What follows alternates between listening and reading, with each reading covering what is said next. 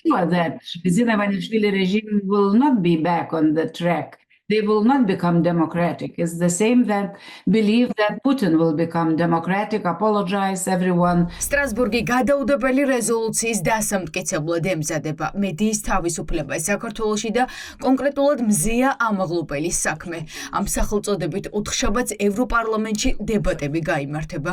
ხუთშაბათს კი დამტკიცდება რეზოლუცია, რომელშიც დეტალურად იქნება აღწერილი, როგორ უსწორდება ქართული ოცნების ხელისუფლებას ჟურნალისტებს და როგორ ახშობს რეპრესიული კანონებით თავისუფალ სიტყვას.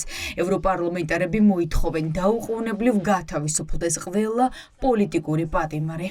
I am convinced, I am sure that the Ivanishvili regime will not be back on the track. დარწმუნებული ვარ, რომ ბიძინა ივანიშვილის რეჟიმი ევროკავშირის გზას არ დაუბრუნდება. ისინი დემოკრატიულები ვერ გახდებიან. ეს იგივეა, რომ გჯეროდეს პუტინი გახდება დემოკრატიული და ყველას ბოდიშს მოუხდის. ან ლუკაშენკო, იმავეს ვხედავ საქართველოშიც. ეს მთავრობა ევროპულ გზას არ დაუბრუნდება. სწორედ ამიტომ არის საჭირო ახალი სამართლიანი არჩევნები.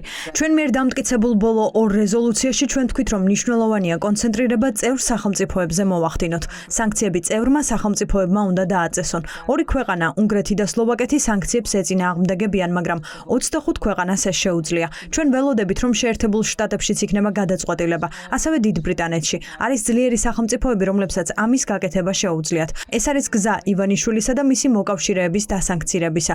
ისინი არიან პასუხისმგებელი ვითარების გაუარესებაზე. მათ გაუხსნეს კარი რუსული სტილის მთავრობას. ევროპარლამენტის საგანგებო დებატებამდე რამდენიმე დღით ადრე გავლენიანი ევროდეპუტატი ასახელებს გზას, როგორ შეიძლება დაძლიოს ქვეყანამ ისტორიულად ყველაზე გრძელი პოლიტიკური კრიზისი.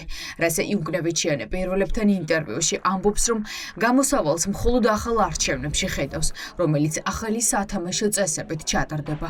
იმისთვის, რომ ბიძინა ივანიშვილის რეჟიმის მხრიდან გაყალბების ფაქტები და ადმინისტრაციული რესურსის გამოყენების შანსები შემცირდეს, აუცილებელია, რომ სახელმწიფო ინსტიტუტები ერთი პარტიის მარწუხებიდან გათავისუფლდეს და ახალი არჩევნები დამოუკიდებელმა საარჩევნო კომისიამ ჩაატაროს, ამბობს ლიეტუველი ევროპარლამენტარი. არავინ ფიქრობს, რომ ადგილობრივ არჩევნებში მონაწილეობა იმავე პირობებით მისაღებია. არაფერი გაუმჯობესებულა. ყველაფერს ისევ მმართველი ქართული ოცნების პარტია აკონტროლებს. ამიტომ არ ვფიქრობ, რომ ვინმე ევროპარლამენტში ასე არ ფიქრობს. სამწუხაროდ დე-ფაქტო სახელისუფლებო მედიის წარმომადგენლებს ჩვენ მიერ გამოქვეყნებულ განცხადებაში მხოლოდ ნახევარი თავის გამოქვეყნებით ესკალაციის მცდელობა ჰქონდათ. აქ მკაფიო მესიჯი იყო წინაპირობებთან დაკავშირებით. არჩევნები უნდა ჩატარდეს თავისუფალ და სამართლიან გარემოში და არა მონაწილეობა ყველანაირი ცვლილების გარეშე. თუ იქნება ისეთივე არჩევნები, როგორიც ოქტომბერში გქონდათ, ასეთივე დარღვევებით მაშინ ეს არჩევნები არ იქნება. ასე რომ შეუძლებელია ასეთ არჩევნებში მონაწილეობა მიიღო, როცა მკაფიოა, რომ გამოყენებული იქნება ადმინისტრაციული რესურსი. It is not like participate in those elections without any changes. ბრიუსელში უკვე აღარ აქვს იმედი, რომ ბიძინა ივანიშვილის რეჟიმი ევროინტეგრაციის გზას დაუბრუნდება. ის პარტნიორებისთვის ლუკაშენკოს და პუტინის ბანაკში მოიაზრება.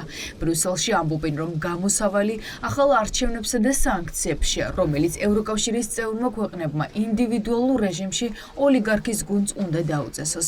ლანdsbergisi ამბობს, რომ 25 ქვეყანა მზადაა ოლიგარქის გუნდს უმკაცრესი სანქციები დაადოს. ახლა საჭიროა, რომ ბრიუსელმა საქართველოში პოლიტიკური ვითარების სიმძიმე სწორად შეაფასოს. ახლა საქართველო არ არის ისეთ პრიორიტეტულ საკითხად. ევროპა გადატვირთულია ბევრი მიმდინარე თემით, რაც გეოპოლიტიკაშია, ვაჭრობის საკითხებში. მაგრამ ქართველი ხალხი, ის ვისაც შეუძლია ხმა მიაწვდინოს დედაქალაქებს და ბრიუსელს, გააკეთებენ ამას თანმიმდევრულად. ასევე ის სამუშაო, რასაც პრეზიდენტი ზურაბიშვილი აკეთებს, არის ძალიან მნიშვნელოვანი. ელაპარაკონ პარლამენტარებს, დიპლომატებს, მიიტანონ გზავნილი, რომ ევროპა კარგავს საქართველოს და საქართველო კარგავს ევროპას. Europe is losing Georgia and Georgia is losing Europe. ოცნების გუნდი ძალაუფლების შენარჩუნებისთვის მზად არის სრულ იზოლაციაში დარჩეს. ევროკავშირთან ყოველდღიურად სულ უფრო მძიმე დაპირისპირებაში შედის და პარტნიორებს პირდაპირ ეუბნებიან, რომ მათი არც ერთი მეგობრული რჩევის გათვალისწინებას არ აპირებენ. ეს კი პასუხია კითხვაზე, აპირებს თუ არა ოცნების ხელისუფლება საქართველოს დაუბრუნოს ევროინტეგრაციის გზას. იზოლაციაში დარჩენა გირჩევნიათ ამ მოთხოვნების შესრულებას. კიდევ ერთხელ ვიმეორებ, თავარი არის ქვეყნის ინტერესები და მთავარი არის ქვეყანაში მშვიდობის შენარჩუნება. ეს არის პრინციპული პოზიცია და ყოველთვის დავიცავთ და გავატარებთ ისეთ ინტერესს და ისეთ პოლიტიკას, სადაც ქართველი ხალხის და ჩვენი ქვეყნის ინტერესები იქნება გათვალისწინებული. პერსონალური სანქციები ერთადერთია, რომელიც ბიძინა ივანიშვილის პარტიას აიძულებს შეწყვეტოს საქართველოს რუსულ ორბიტაზე გადაყვანა.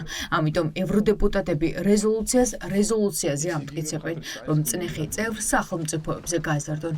ქართული ოცნების სასოწარკვეთილმა მცდელობებმა კიდევ ერთხელ აჩვენა, რომ ევროპული სანქციები მუშაობს.